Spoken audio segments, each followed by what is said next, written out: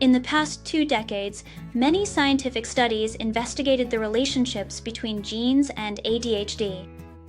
Genes that may be related to ADHD include the DRD4 and DAT1 genes.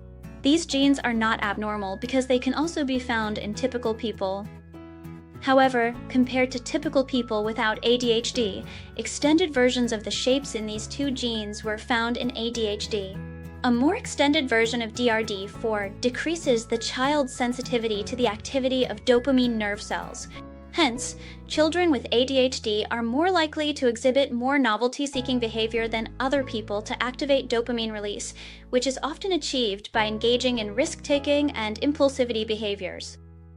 A more extended version of DT1 also makes it difficult for the child to regulate the brain's dopamine activity. Another gene that may be related to ADHD-like symptoms is neurotrophin. A low neurotrophin level reduces brain volume, commonly reported in those diagnosed with ADHD.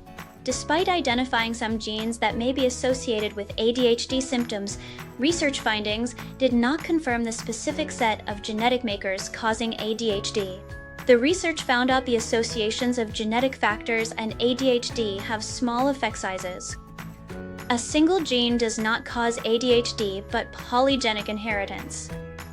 Polygenic inheritance means a child inherits several genes related to ADHD symptoms, and each of these genes carries only a tiny risk for ADHD. Multiples genes increase the probability of causing ADHD. A child with more ADHD risk genes has a greater risk for developing ADHD. But remember, it is important to note that no single gene has been found to be the cause of ADHD.